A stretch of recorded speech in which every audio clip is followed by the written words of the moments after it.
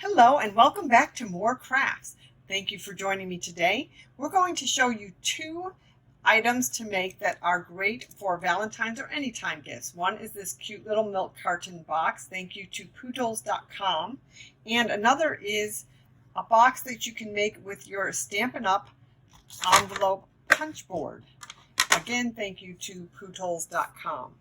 And I want to show you other items that I have made using some of the retired items and some of the paper pumpkin items. We have these cute little alternatives, and this is thanks to Rachel Tessman, but it's a great gift and easy to make using your paper pumpkin kit. Paper Pumpkin is a monthly subscription, and you can order it on my website. I've also used some current stamps and some of the retired stamps. This is another cute little tag that you can make using your Stampin' Up! Envelope punch board.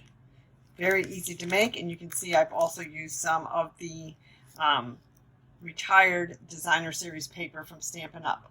So before we make this, let me just show you some other cute ideas. A cute little carton box, a little bit bigger, which can hold a lot more items. An easy to make box that fits 2 chocolate nuggets, which is another fun and easy to make Valentine's gift. We also have another triangular box. I've used some Country Craft Creations paper on this one, and with my Stampin' Up! Stamps. And this actually will fit a lot of items in there. A cute little bag that will hold many different prizes and things. And again, a box. So what we will be making is the very small milk crate box and our very small Stampin' Up! Punch envelope project. So let me tell you the items we need. And that's to make this little carton box, you will need 1 piece of cardstock that is 3 inches by 4.5 inches. To make the other treat box, you'll need a piece of your designer series paper, specialty paper, and cut at 4.5 inches by 4.5 inches. Other items you'll need are your Stampin' Up! Scoreboard, your Stampin' Up! Envelope hole punch. I used my small trimmer because it was very easy to cut these smaller pieces of paper with that. So let's get started. I'm a Stampin' Up! Demonstrator, and I'd be happy to send items to you. You can get a hold of me through my website here, and we also have our annual catalog. So once you have your cardstock and it's 4.5 inches wide and 3 inches long, take the 4.5 inches wide part and place it across the top of your scoring board. And now you're going to just score at 1 inch, 2 inch,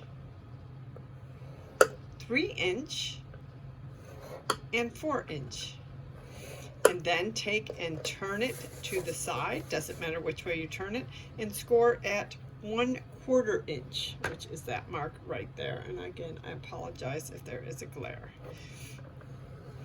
Okay, now you can go ahead and take your Stampin' Up! Bone folder and score and burnish all of these lines. Then once you have burnished those lines with your Stampin' Up! Tool, which is your bone folder. And burnish is just a fancy way of saying go ahead and fold along those lines. What this does is it helps you really get the paper creased nice and crisp, and Stampin' Up's bone folder is excellent for this. Now let's go ahead and stamp. Here I did do some hearts, and I used the Memento ink. And now let's go ahead and use one of these stamps from the stamp set Elegantly Said, which is really nice. You do not have to stamp on the bottom like I did.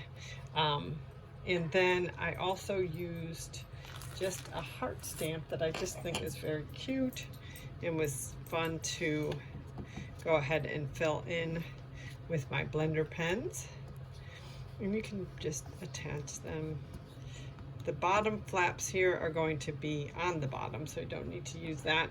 If you would like to, you can color these with your blender pens, which I think is a really nice touch.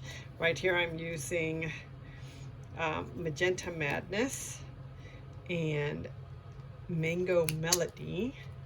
As I said, some of these colors may be retired, but I still love them, so I still use them. And this is just Jade.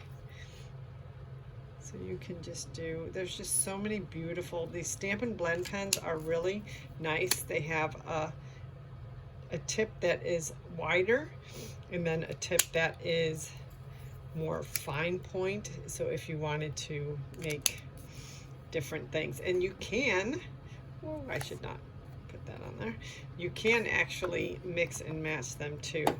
And right now I'm just going to do another pink and one more green over here because I really do like green.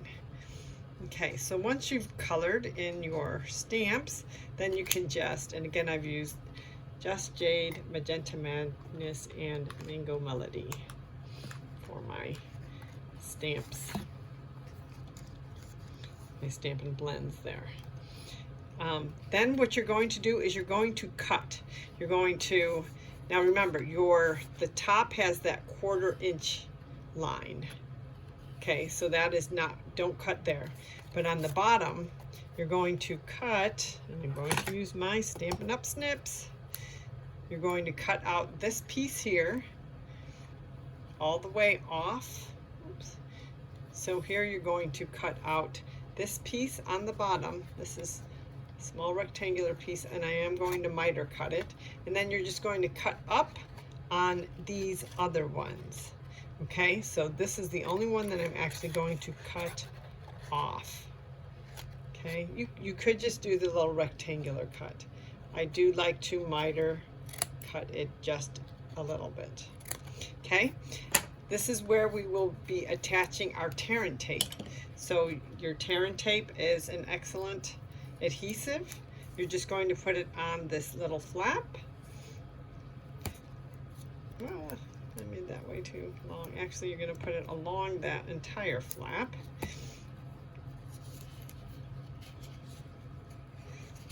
Let me just cut that off. See, even those of us who've been doing it for a while, you make mistakes. But you're just going to put it along that entire flap. And what I do like, so you're going to attach the tear and tape right there. I do like to go ahead and burnish the tear and tape on there. I like to use my Stampin' tool to pull off that tape so I can make it sticky, but I don't have to put my fingers on it, and because the oils from my fingers will make that tear and tape less sticky. Okay, and then we're just going to go ahead and shape the box. We've got our lines. Okay, so I can take and just glue it right there, as so. Of course, I've done my, you see I stamped both sides of my box, so. And then we just go ahead and fold these in. I will put another piece of tear and tape on the bottom. And our, okay, let's do that right now. Put another piece of tear and tape on the bottom. This tear and tape really, really sticks well. And again, pull it up with my tool.